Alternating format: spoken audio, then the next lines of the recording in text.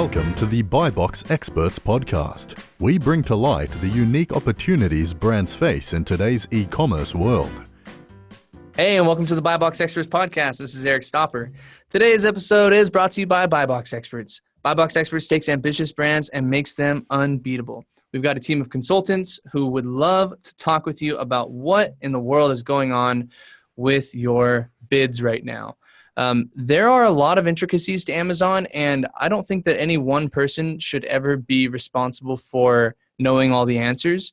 And so come and talk to us, free office hours, free consulting, and we'll tell you how you're doing. Go to buyboxexperts.com, click on the free analysis button, and you'll be connected with me or a member of my team, and please stay safe out there. Today, I am very pleased to be joined by Mike Erickson Facchin, founder and CEO of AdBadger, a bid optimization SaaS company based in Austin, Texas. And for those of you that don't know, I'm actually from San Antonio, so me and Mike are kindred souls right now. And AdBadger is really interesting. They're looking to make the tool so good that bid optimization should only have to take you 20 minutes a month. Michael and his team, they have a great YouTube channel, AdBadger Den, where they discuss the intricacies and nuances of Amazon. They also launched the first ever Amazon PPC focused podcast called the PPC Den. And I'm really hoping that Mike is going to play some classical guitar for us on the show, because apparently he's a classical guitarist. Mike, what do you think? I see it behind you. Is it tuned?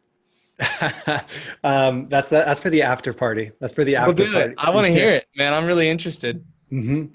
Well, Mike, welcome to the show. Dude, Eric, thanks so much. I'm stoked to be here. Thank you for the wonderful intro. Yeah, absolutely. I'm glad to bring you on. I have this mission, right, to just show everybody what the best stuff is. Let's have an open conversation about the tool. Let's talk about where the tool's going, and then just tell us about Amazon in general, right? Yeah. Like, what does everybody need to be paying attention to? Mm-hmm. I got lots of questions for you, man. But what's been on your mind lately? What's your biggest challenge right now that you guys are trying to solve for? Yeah, my biggest thing, the thing that I wake up, and I've been waking up for the last several weeks, is really what do we have to do to better support our community of Amazon marketers and Amazon entrepreneurs to succeed and thrive during this crazy time. Mm-hmm. What kinds of things do we need to throw away? What kinds of things do we need to adopt? Specifically, the way that we optimize our bids, the way that we manage our keywords, the way that we structure our accounts, the way that we think about KPIs and goals on Amazon.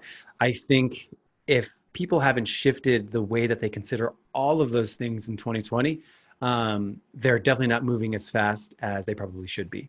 So sort of reevaluating all the strategies that we have and all the things that we do, modernizing it for today's ecosystem on Amazon. Yeah, democratizing it, right? Making it really simple to try to figure these things out with effort, right? The idea is good inputs, good outputs. That's actually probably a really good place for us to start. So I've heard you talk in the past about like the structure of an account. Yep. And I understand that a lot of tools, they need a certain type of campaign structure to even operate, right? To even do the process. And so I want to get your thoughts. What is the right way for somebody to set up their Amazon PPC? This is a fantastic question. And I think the thing that I believe to my core that others do not is really Amazon advertising. It has best practices and it has guidelines, but in general, I always try to say, let data guide the way, and always try to not have survivorship bias. So a lot of times what happens in sort of the Amazon space is one person does one thing, maybe once or twice or 5 times, and that gets published, and then people will try that one thing and it doesn't compute with their particular product in their particular industry. Every tool I have, Perpetua and Kenshu haven't let me down yet because I've been demoing their softwares right now. Mm-hmm. But like And sorry, Tychometrics, but the tool broke like for like 2 months. It was just like worthless to me. And a lot of people were reporting that to me as well. I understand they've made some changes now and are trying to get back into it, but that seems like a pretty common problem. Right. And I love the tools space on Amazon, specifically Amazon PPC. I mean, it's the same sort of thing like Apple. Apple makes phones, Google makes phones, other companies make phones, and what that ends up with is like all the consumers have like awesome phones Yeah. that are cheaper. Yep. So I definitely think there's a lot of nuances, and I feel like it's important for people when they sign up with any tool to really understand what the underlying philosophy is behind sort of not even the way that it's built, but more so the philosophy that went into making it. So one core tenet that we have at AdBadger is that we know that Amazon PPC is not a one size fits all. Everyone needs this exact setup. Everyone needs to do this particular way. So while there are best practices, we wanted to build a tool that works whether you have single keyword campaigns, one ASIN, you're spending $100 a week, or if you are spending $25,000 a week and you have 100,000 ASINs. We wanted something to be as extensible to be able to support all of those different situations. So a lot of those best practices are baked in. So for example, to go back to that initial question, what is an optimal campaign structure? I like to think of this in terms of tiers of complexity. So there are some people that have very, very low complexity. They have one ASIN. Mm-hmm. So maybe it's a solopreneur, they're just starting out. They have one ASIN, incredibly simple campaign structure.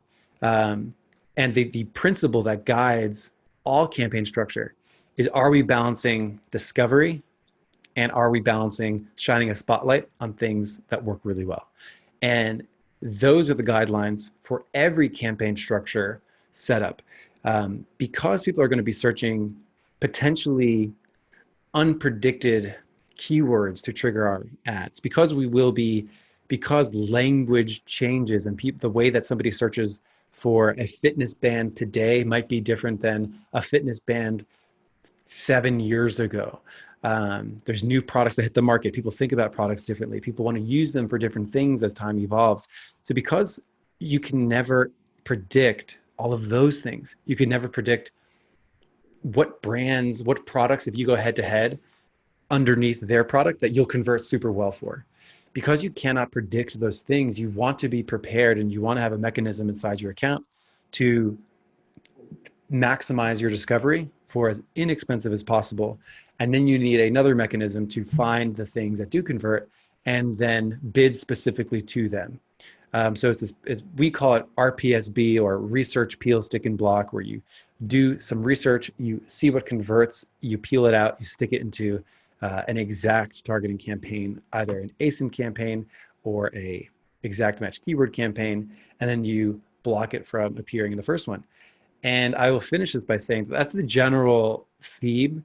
However, there are times where, again, the underlying principle is to let data guide the way. Sure. So there's a lot of different intricacies and nuances of where that makes the most sense. And there's certain times where it would make sense to modify that particular thing. But in general, campaign structure is all about balancing your auto campaigns, your category targeting campaigns, and your sort of exact targeting campaigns. I think the first place that I had ever heard that was from the CEO of Blue Whale Media, actually, Trevor George there. He talked to me, but he called it keyword isolation. Mm-hmm. Are they the same thing, or is there a nuance to exactly what you're describing? So there is, that concept has been around since forever. It started on Google Ads. As long as we've been bidding on keywords, right? For sure. As long as there has been digital marketing, there is the concept of casting a wide net, seeing what does well, and then amplifying what does well and culling the things that don't do well. That is as old as digital marketing. Probably pre everything, where you would, send out emails with different subject lines to see what opens, what gets better opens, and then you just do more of what works.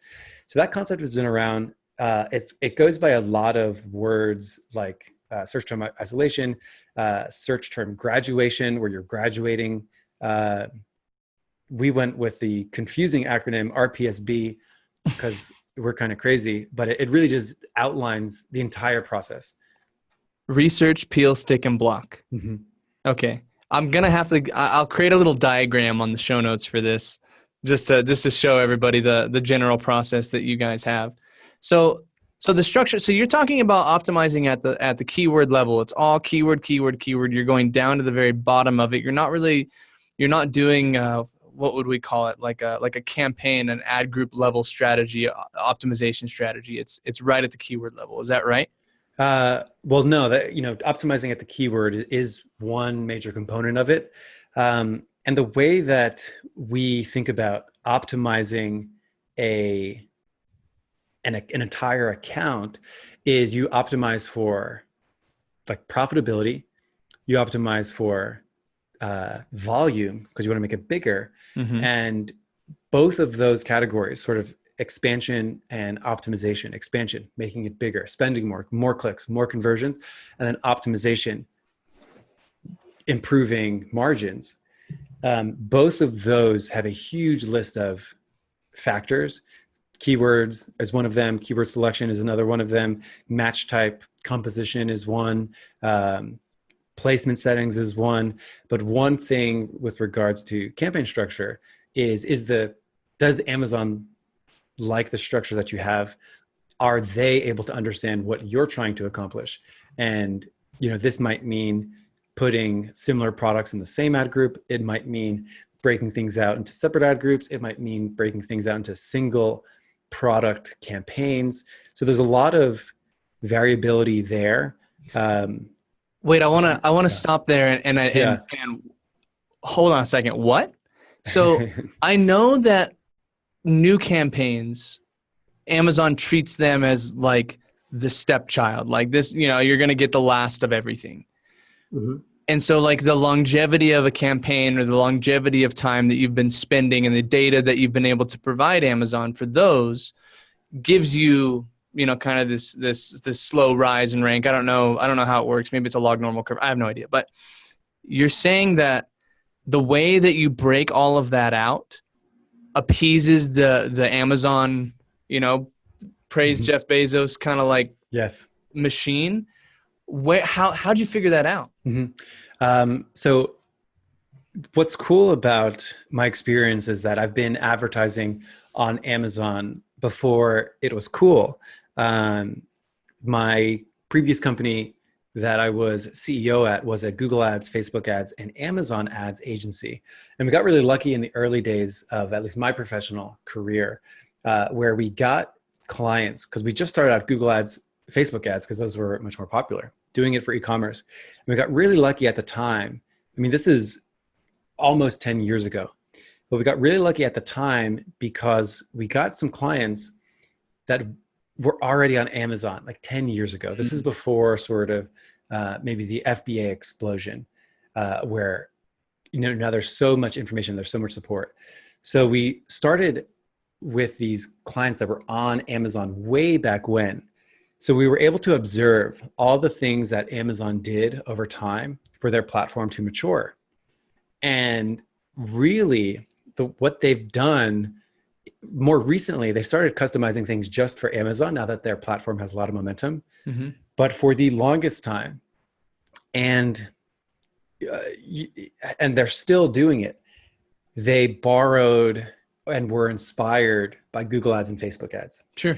So Google Ads and Facebook Ads both have a system for evaluating your bid, but also the quality of the thing that you're presenting inside the ad auction. You hear stories all the time from people that say, oh man, why isn't this keyword getting any traffic? I'm bidding so much. Well, like, what the heck is going on? I can't seem to get any meaningful clicks. That is because there is another factor that gets factored in. On Google Ads, they call it quality score. The way that they determine ad ranking and your total bid is by taking the bid that you have, multiplying it by this quality score, and then that determines what you ultimately pay, and that determines what you will ultimately rank in position on the ads. Facebook has a relevance score where you get a lot of engagement. It starts to get a lot more. It starts to get much cheaper. So this sort of, and in both platforms, Google Ads and Facebook Ads, it's very difficult to quantify and pin down. Google says it's a combination of keyword relevance and expected click-through rate and landing page quality, and Facebook says it's engagement, whatever. On Amazon, their goal is to get customers to click as few times as possible and buy something, to increase the revenue per click. So if Amazon click their heels together, they know how many clicks they get in a day. They know how much revenue they get in a day. Like, that's what they are looking at. And if they can increase those numbers, they win. So they want to reduce the amount of steps that a consumer needs to take in order to buy something. So therefore, if you're selling something and I'm selling something and we're both bidding on the same keyword and we're both bidding the exact same amount, we're both bidding $1, but my product converts way better than yours, Amazon will have preference over my product. And you will be saying, man, I'm just bidding so much for this. I can't seem to, generate a lot of clicks for this thing. So if your conversion rate is going to be much, much lower than others for the same keyword, you're going to have a hard time. So there's this metric of sort of account quality or ad quality.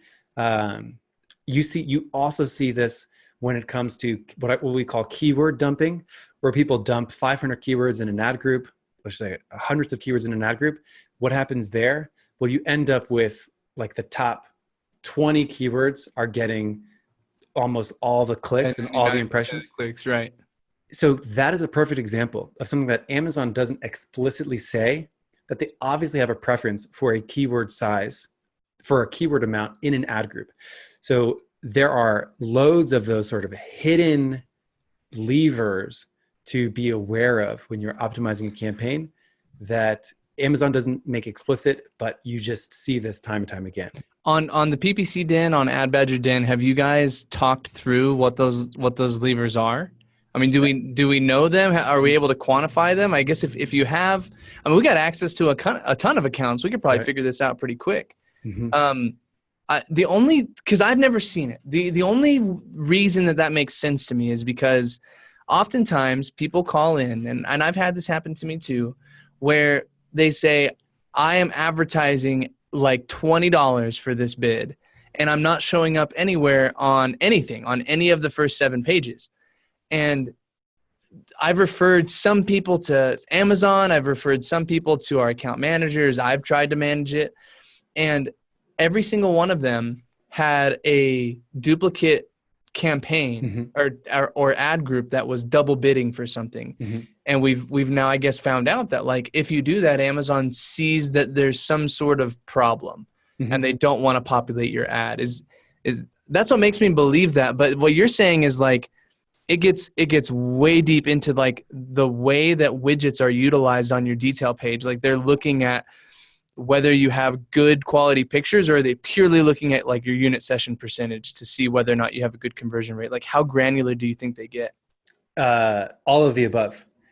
In the same way that a company like Facebook has and Google have way more information about you than you will ever understand, is the same way that Amazon is evaluating how they organize products. If you go into Amazon DSP, you can target people based off whether or not they've watched a piece of Prime Video with Tom Hanks in it. You can get that specific on Amazon DSP. And so there's a wealth of data that we'll never understand. In terms of, that example that we talked about where you're bidding and you don't get any impressions, you don't get any meaningful impressions for it. If you were to, it's a similar thing in the sense of, if I'm selling running shoes and I go and bid on a keyword, jump rope, we all know this. You can already expect what the performance will be like. And compared to if you were actually selling a jump rope and you were bidding on jump rope. Sure. You know that there will be some degree of throttling happening. We took a backpack and me and I teach a class at the local university. We tried to see if we could get the backpack to rank for the word pistachio, and we couldn't do it.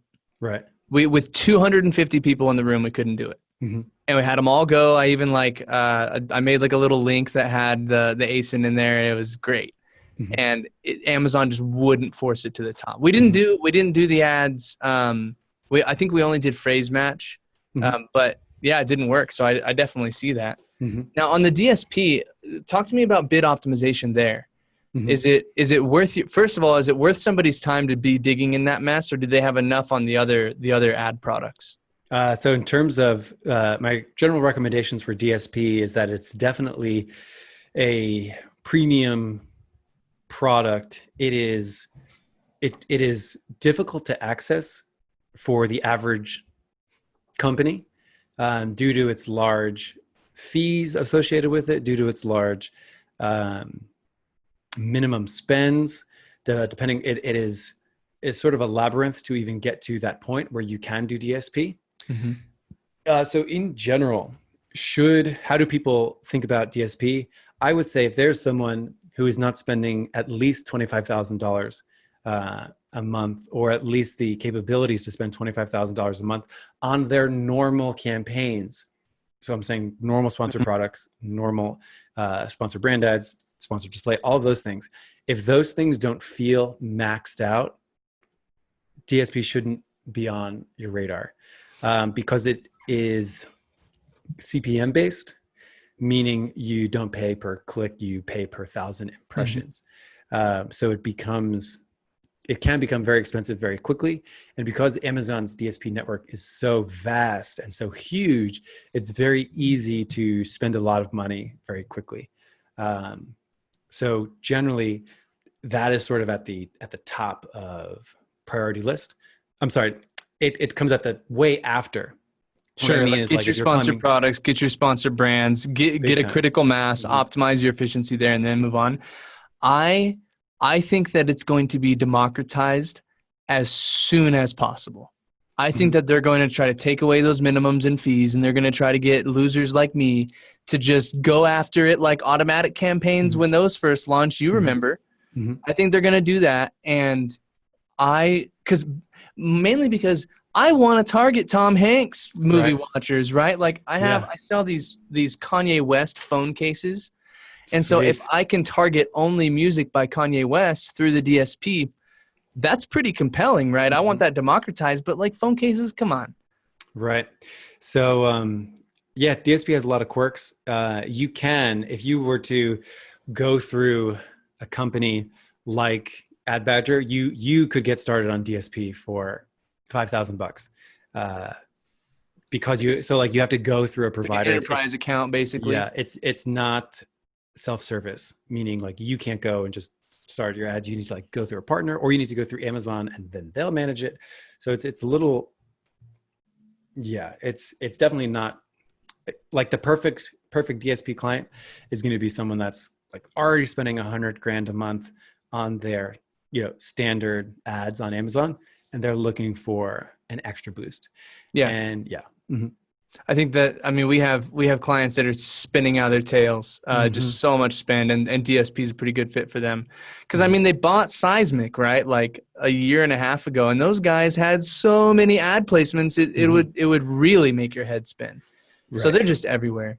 So tell me, for someone who is looking for a tool, and they've got all these competitors. It was really funny in one of your videos, you said hello to all of them: Sellex, Tychometrics, Seller Labs, Jungle Scout, PPC Entourage, CPC Strategy, PrestaZone, and Repricer Express, right? So I've got this smorgasbord of options to choose from. And then you've got like the Kenshus and the Perpetuas of the world, a little bit bigger, right? It's kind of focused on enterprise accounts. So if I'm somebody who is looking for the tool, AdBadger is better or does this thing for me better than anybody else, what would that be?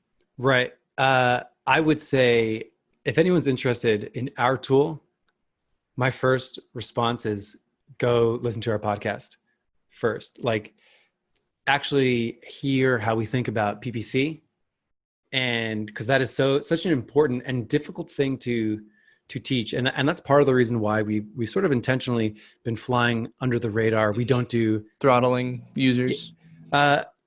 I wouldn't say throttling, but just, we're not advertising like gangbusters, Sure. telling people to sign up now. And that's sort of twofold. One, we're recording this April 30th, 2020. We will have our version 2, which I will consider like my real vision for the tool, live during the summer of 2020. So like, that's the first thing that I'll say. But once we have version 2, we probably will start advertising a lot more, Sure. really get the word out. So we sort of wanted to test it with our existing users, make sure that it is where we want it, really learn like what do people actually want when it comes to their PPC tool, what really gets results for people. And then in version 2, we're really going to essentially rewrite the entire app with more powerful technologies. We have a lot more experience in this now. So that's the first thing I would say. Check out our podcast, learn our philosophy of really what makes us great. And then, check us out. Version 1 is here right now. Or version 2 coming out in the summer of 2020, I think is going to be really solid. Okay. Yeah. No, I mean, when that happens, this will probably be launching right around then. So I'm excited to offer it out to people. Yeah. So there's lots of spaces for you to go, and I want to pick your brain on ASIN targeting. Mm-hmm.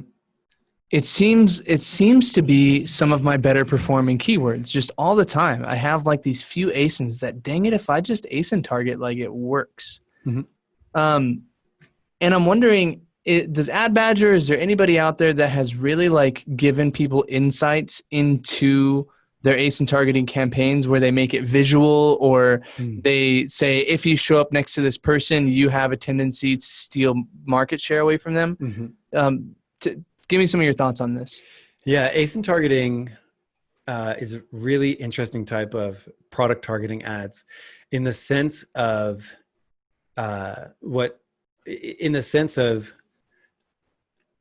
it's possible that another competitor did all the hard work for you. And then if you are different or better than they are, you can grab that attention. And it's a very interesting, like from a psychology perspective of, bidding next to another product, whether it be on a product detail page. It's a very interesting psychologically in terms of what is it that piqued their interest. So like that's where that sort of RPSB strategy is so helpful, because you get to target the entire category. You get to target many brands. In an auto campaign, you're showing up next to these other products, and then you can see, and this is where like a lot of that complexity comes in, where you may not even know what it was about that product that you were able to steal the customer away. So that's a really interesting component of that. But like once you have that data, that when you do appear next to this other competitor, you end up converting really well. So in terms of that process of like graduating, the keyword, like we talked about earlier, or graduating the search term, turning it into a keyword, we have a similar process inside our tool, which shows you the ASINs that you appeared next to, that you convert well with, and then you can just go and add those to your account. In the similar way of search term graduation, there's also product targeting graduation. I'm imagining being able to do a cluster analysis based off of like, if I appear next to this person, I take 2%. If I appear next to this person, I take 10%. And then just seeing, okay, if I appear next to both of them, does that go up? Does that percent go up? And I want to be able to test that. Yeah. What you just described is sort of, it's similar to what's called N-gram analysis. So N is the number. And essentially what that means, if you think of this concept from keywords and like your search term report, you may have the word dog, the word dog only gets 3 clicks a month. Not that significant. But then like dog, toys for dogs, and like all the things that the word dog is inside, when you sum that up, it ends up being either very profitable or incredibly unprofitable. And that sort of aggregated data is incredibly important. So what a good tool does a lot of that heavy lifting. And that's what I describe our tool as. It does the heavy lifting of a strategy that you want to do, in the sense of, when you think about what should be done on Amazon, I think it is very difficult to write one prescription for every single type of company at every single stage, at every single kind of industry. So instead, we believe that it's much better to, help you build that strategy specific to your company, and then let the tool do all the heavy lifting. And that's sort of one of our underlying concepts of building a tool. And when it comes to the various like new products that Amazon launches, how does that like throw things off? Like you got this tool, you put all your heart and soul and API access into it, and then they launch like brand analytics. And so then you're thinking like, now I have this comparative data set that I can validate a lot of my tools with. Does that mess things up? Is it bountiful and you're thankful for Amazon, or how do you guys approach all this? Yeah. So I think that gets into like the spirit of the company. Like, are things like that exhausting or exhilarating? So for everyone that works here, and it's very important in our process to actually get people that actually care and are interested in this stuff. So when there is a new feature, it's like, sweet, like what can we do to incorporate it? The other thing that I'll say underneath the surface of that answer is that is why it doesn't make sense to have one size, like to force every campaign into a sort of rigid structure, because you want the strategy first, and then like you do all the things to support that strategy. So when a new thing gets released, it's just asking the question of where does this fit into good advertising principles? And then once you have that in mind, then it's very easy to know exactly where to place it and incorporate how to fit it in. Right. I think this came from your website, but you talk about how it's like this story where, you get up and you're working on your ads, and you spend 20 hours a week, working on your ads. But with this product, this software, we want to get you down to 20 minutes. What am I doing during those 20 minutes when that is a reality? Yeah, it's actually kind of cool. Well, it's not cool because we have some work to do, but sometimes people will say like, hey, like I did everything in AdBadger. My ACoS moved in the right direction. It's been 3 weeks since I signed up. Now what? And the answer is like, you just let the tool do its thing. Yeah. Launch products. Right. Exactly. We'll do the heavy lifting for you. So like no longer do you need to monitor bids or monitor keywords or anything like that. It's taken care of for you. But in general, what we sort of describe a normal Amazon advertising workflow is that you still want to go in and just be sure. So instead of managing the things that you used to manage, like search term reports and spreadsheets and bids, you now manage the tool. So you want to look at it and see if there's any suggestions. Should you increase your target ACoS on the bid optimizer? Because that might be able to maximize volume.